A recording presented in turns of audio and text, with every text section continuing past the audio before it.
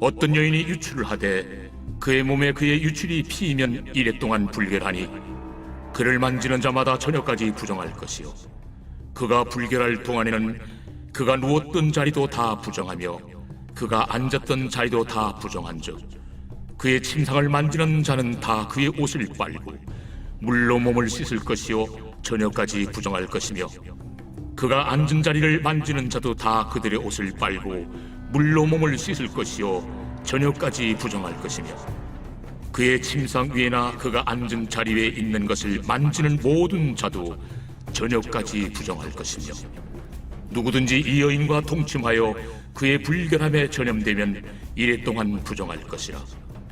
그가 눕는 침상은 다 부정하니라.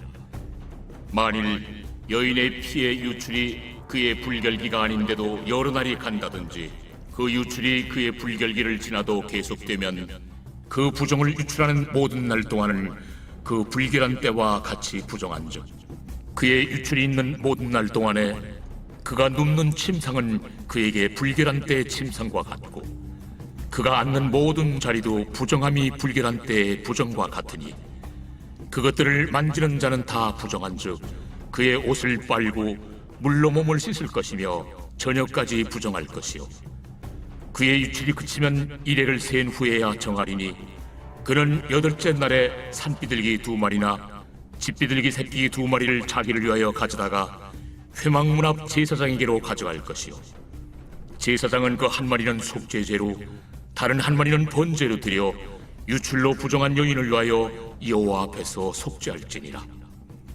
너희는 이와 같이 이스라엘 자손이 그들의 부정에서 떠나게 하여 그들 가운데 있는 내 성막을 그들이 더럽히고 그들이 부정한 중에서 죽지 않도록 할지니라. 이 규례는 유출병 있는 자와 설정함으로 부정하게 된 자와 불결기에 앓는 여인과 유출병 있는 남녀와 그리고 불결한 여인과 동침한 자에 대한 것이니라.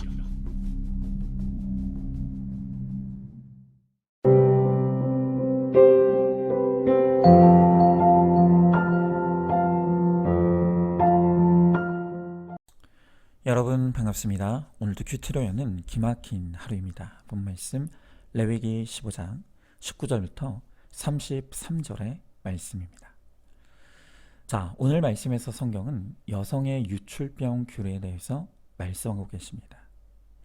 오늘 말씀을 통해 우리에게 주시는 성령의 음성에 귀를 기울이시기 바랍니다.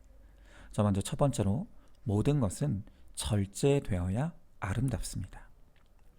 자, 오늘 본문 24절의 말씀에 보니까 누구든지 이 여인과 동침하여 그의 불결함에 전염되면 이래 동안 부정할 것이라. 그가 눕는 침상은 다 부정하니라 그랬습니다. 자, 오늘 본문의 19절부터 24절까지는 여성의 월경을 다루고 있습니다. 그런데 이 본문을 자칫 잘못 이해하면 여성의 월경이 수치스럽고 부끄러운 것처럼 해석될 여지가 있습니다. 그러나 사실 오늘 이 하나님의 명령 안에는 여성을 보호하려는 하나님의 사랑이 숨어 있습니다. 당연히 여성의 월경은 자연스러운 하나님의 섭리입니다. 그런데 그것이 오늘 부정하다고 말하는 것은 도덕적인 측면에서 이야기하는 것이 아니라 위생적으로 부정할 수 있다는 것을 말하는 것입니다. 그래서 앞서 읽은 24절에 보면 하나님은 이 기간에 남성이 무분별하게 여자에게 들어가 부부관계를 갖는 것을 금지하십니다. 그리고 그렇게 함으로써 여성의 몸을 보호하려고 하시는 것입니다. 여러분, 성은요, 생육하고 번성하라는 하나님의 거룩한 명령을 수행하는 통로입니다. 또한 부부 사이에는 큰 기쁨과 즐거움을 주는 것입니다. 그러나 이 성이 원래 하나님의 창조 목적대로 아름다운 것이 되려면 반드시 필요한 것이 있는데 그것이 바로 절제입니다. 하나님은 한 남자와 한 여자의 결합을 통해 이루어진 부부 사이에만 이 성이 허용되도록 하셨습니다. 그리고 그 하나님의 명령을 따라 성이 절제되어 사용되어질 때 그때에만 이것이 큰 축복이 되고 기쁨이 되는 것입니다. 여러분, 그러나 인간이 세상에 가지고 온 죄는 이 인간의 절제와 통제의 능력을 완전히 망가뜨리고 상실되게 만들고 말았습니다. 여러분, 그래서 하나님이 창조하신 자연세계를 한번 보십시오. 모든 동물들은 본능에 대한 절제 능력을 갖추고 있습니다. 그런데 오로지 그 만물 가운데 인간만이 절제의 능력을 상실해 있습니다. 가령 이 야생의 자연세계에 사는 동물들을 보면 그들은 배고플 때는 음식을 먹지만 어느 정도 포만감을 느끼면 더 이상 음식을 탐하지 않습니다. 여러분, 그래서 동물들에게는요, 비만이라는 개념이 없습니다. 그런데 오직 인간만이 식욕을 절제하지 못합니다. 그래서 배고파도 먹고요, 배불러도 먹습니다. 밥배가 따로 있고 간식배가 따로 있다고 합니다. 그렇게 끊임없이 음식을 탐하면서 그 과식이 불러오는 여러 가지 병을 겪고 고통을 당합니다. 이렇게 인간만이 절제의 능력을 잃어버렸습니다. 여러분, 성도 마찬가지입니다. 동물들은요, 오로지 발전기에만 교미를 하고 그 외의 기간에는 전혀 관심을 두지 않습니다. 그러니까 우리가 미물이라고 무시하는 동물들은 성에 대한 절제와 통제 능력이 있습니다. 그런데 오직 인간만이 그러한 절제와 통제 능력을 상실해서 무분별하게 성욕을 발산하는 것입니다. 여러분, 지금 그 고장난 통제 능력이 얼마나 많은 문제를 일으키고 있습니까? 인류학적으로 보면 인간의 그 무절제한 성욕으로 인해서 인구수가 폭발적으로 일어나 식량 문제가 발생합니다. 그래서 그것을 인위적으로 조정해 보겠다고 산하 제한을 하는데 이게 근본적으로 성욕을 제어하지 못하니까 낙태가 벌어지는 것입니다. 여러분, 우리의 가족도 마찬가지 아닙니까? 이 무절제한 성적 욕망으로 인해서 불륜으로 부부관계가 파괴되고 가정이 깨어지고 그 사이에서 우리의 자녀들이 엄청나게 상처를 받고 있습니다. 여러분, 이렇게 인간의 죄성은 우리의 절제력과 통제력을 완전히 왜곡시키고 파괴시키고 망가뜨려서 무력하게 만들었습니다. 여러분, 그래서 이 절제와 통제의 능력에 있어서만큼은 인간은 정말 짐승만도 못한 존재가 맞습니다. 그러고 보면 예레미야서 17장 9절에서 만물보다 거짓되고 심히 부패한 것이 사람의 마음이다라고 하는 말은 정말 진리 중에 진리입니다. 여러분, 이 성적 타락이 얼마나 심각한 문제면 예수님께서도 이 세상의 대표적인 죄가 바로 음란이라고 말씀하시겠습니까? 여러분, 그러므로 지금 우리 모두 안에는 음란의 욕구가 끓고 있습니다. 누구도 이 문제에 대해서 자유로운 사람이 아무도 없다는 것입니다. 자, 그러면 이 음란의 문제를 어떻게 해야겠습니까? 여러분, 결국 이 문제도 우리 인간의 힘으로는 해결할 수 없습니다. 죄로 인해 절제 능력이 망가진 우리에게는 이것을 해결할 힘이 없는 것입니다. 오직 하나님의 은혜와 도우심 밖에는 해결책이 없습니다. 그러나 감사한 것은 우리가 예수님을 영접할 때 우리 안에 찾아오셔서 우리와 함께 거하시는 성령님께서 우리에게 잃어버린 절제의 능력을 다시 회복시켜 주시겠다고 약속하시는 것입니다.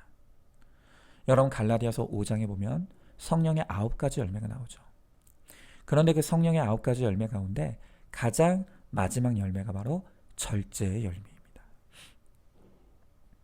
우리가 내 안에 나와 함께 거하시는 성령님의 도우심을 간구하고 그 성령님을 의지할 때 성령님께서 우리에게 이 음란한 장소와 환경을 구분하고 벗어날 수 있는 지혜와 분별력을 주십니다. 또한 음란한 관계를 거부할 의지력과 힘을 공급해 주시는 것입니다. 자, 그런데 그러한 성령의 지혜와 능력을 받는 통로가 무엇입니까? 바로 그것이 말씀입니다. 여러분, 성령 충만은 말씀 충만입니다. 그러므로 우리는 날마다 하나님의 말씀으로 내 안에 끌어오르는 음란한 생각들, 그리고 내 배우자가 아닌 다른 대상에 대해 끌리는 마음을 솔직하게 직면하고 오픈해야 합니다. 또한 1시간의 기도의 자리에서 간절히 성령님의 도우심과 지키심을 구함으로 절제의 열매를 맺고 죄를 이길 힘을 얻기를 구할 때 반드시 우리 성령님께서 우리를 지켜주셔서 절제의 힘으로 모든 음란과 악으로부터 벗어나게 해 주실 것입니다. 자, 한번 질문해 봅니다. 이 세상을 대표하는 죄가 바로 음란이라는 예수님의 말씀에 동의하십니까? 그러므로 나도 언제든지 음란의 부정에 빠질 수 있다는 것을 인정합니까? 음란한 환경과 장소에 내가 머물러 있지는 않습니까? 음란한 관계를 지속하고 있지는 않습니까? 공동체의 원칙을 지키고 말씀으로 내 음란을 드러내며 기도로 성령의 절제 열매를 구하시기 바랍니다. 자, 두 번째로 혈루의 근원이 말라야 합니다. 자, 오늘 25절의 말씀해 보니까 만일 여인의 피의 유출이 그의 불결기가 아닌데도 여러 날이 간다든지 그 유출이 그의 불결기를 지나도 계속되면 그 부정을 유출하는 모든 날 동안은 그 불결한 때와 같이 부정한즉 그랬습니다. 자, 오늘 본문의 25절부터 33절은 월경기간이 아님에도 지속적으로 피가 나오는 유출병에 대해서 다루고 있습니다. 여러분, 성경의 신약을 보면 이 유출병으로 인해 고통받던 한 사람을 소개하고 있죠. 바로 마가복음 5장에 나오는 12해를 혈루병으로 고통받아온 한 여인입니다. 성경을 보면 그녀는 이 12해나 알아온 혈루병을 고치기 위해 많은 의사를 찾아갔다고 합니다. 그리고 많은 돈을 썼다고 합니다. 하지만 아무 효험이 없었고 도리어 그 병이 더 중하여졌다고 합니다. 너무나 당연하죠. 왜냐하면 이 여인의 혈루증은 그냥 온 것이 아니라 그녀의 구원을 위해 하나님이 허용하신 고통이었기 때문입니다. 그러므로 예수님을 만나야 해결될 수 있는 문제를 예수님은 찾지 않고 엉뚱한 것만 찾아다니니 문제는 더 길어지고 고통스러워질 수밖에 없는 것이었죠. 여러분, 그러나 드디어 고통 중에 그녀에게 예수의 소문이 들렸습니다. 그리고 예수님께 나아가 예수님의 옷자락에 손을 대었더니 드디어 12해나 고통받았던 그녀의 혈류의 근원이 마르고 그가 구원을 얻게 되었습니다. 여러분, 그렇습니다. 누구에게나 혈류의 근원이 있습니다. 지금 내 속에서 끊임없이 흐르고 나를 고통스럽게 하는 미움의 근원, 상처의 근원, 음란의 근원, 죄와 중독의 근원이 있습니다. 여러분, 그 혈류의 근원이 마르는 길은 오직 예수님을 만나는 것밖에 없습니다. 그리고 그 예수님을 만나는 길은 말씀 묵상입니다. 말씀 묵상이 혈류의 근원을 마르게 합니다. 여러분, 지금 많은 사람들이 인생의 고통을 당합니다. 그런데 내 고통의 근원에 무엇이 있는지를 모릅니다. 여러분, 내 고통의 종류는 다 다를 수 있지만 그 종류가 무엇이 되었던 그 근원에는 바로 우리의 악과 죄가 있습니다. 나에게 말씀으로 찾아오시는 예수님을 영접할 때 내 혈류의 근원인 죄가 드러나고 그 죄를 회개함으로 예수님 앞으로 나아갈 때 내 혈류의 근원이 마름으로 마침내 참 자유와 평안을 누리게 되는 것이죠. 여러분, 저에게도 제 인생을 괴롭게 하는 많은 혈류가 있었습니다. 그런데 최근에 주님께서 저에게 다시 보게 하시는 저의 혈류의 근원이 바로 야망입니다. 저는 어릴 적 그렇게 열심히 사역하는데도 작은 교회 환경을 벗어나지 못하는 아버지의 목회 환경이 해석이 되지 않았습니다. 그래서 그 환경이 열등감이 되었고 그 열등감을 내 힘으로 극복하고자 하는 야망을 품게 되었습니다. 저는 늘 입으로는 하나님의 영광, 또 하나님의 나라를 외치면서 제 속의 야망을 가장 좋은 신앙의 포장지로 싸매고 가렸습니다. 하지만 사실은 저는 대형교회 목사가 되어서 세상에서 내 이름을 내고 내가 영광과 칭찬을 받고 싶었던 것이죠. 그러나 하나님은 저의 야망에 속지 않으셨습니다. 그럴 리가 없죠. 그래서 항상 주님은 제 야망대로 되는 것이 없게 하셨습니다. 그래서 저의 야망은 늘 저 하늘 꼭대기까지 높은데 저의 현실은 언제나 저의 야망을 따라가지를 않았습니다. 그러니 늘 마음에 만족이 없고 불안하고 초조하고, 조그만 사역이 내 마음대로 잘 되면 끝간데없이 높아져 교만을 떨다가 또 사역이 내 마음대로 안 되면 지옥까지 곤두박질치는 이 감정의 기복을 겪으며 고통을 당했습니다. 그런데 이런 고통을 겪으면서도 내 고통의 원인이 이 야망의 혈루 때문이라는 것을 저는 전혀 몰랐습니다. 그러다 결국 저는 저의 야망 때문에 온 우리 안산중앙교회에서 제 야망이 완전히 꺾이고 파괴되고 무너지는 고난의 사건을 겪게 되었습니다. 그리고 바로 그때 말씀을 들고 찾아오신 주님을 통해 이 모든 고통의 근원에 바로 저의 야망이 있다는 것을 깨닫게 되었습니다. 그때 처음 제 속에 흐르는 이 야망의 혈루를 발견하고 회개하며 8년을 지내왔습니다. 그러나 최근에 주님이 저에게 또다시 보게 하시는 것은 저의 야망의 혈루가 다 마르지 않고 여전히 제 속에서 흐르고 있다는 것을 보여주셨습니다. 그래서 저는 주님이 됐다고 할 때까지 저에게 주신 환경에 순종하면서 저의 이 야망의 혈루를 드러내어 회개하고 오픈하고 고백하며 갈 것입니다.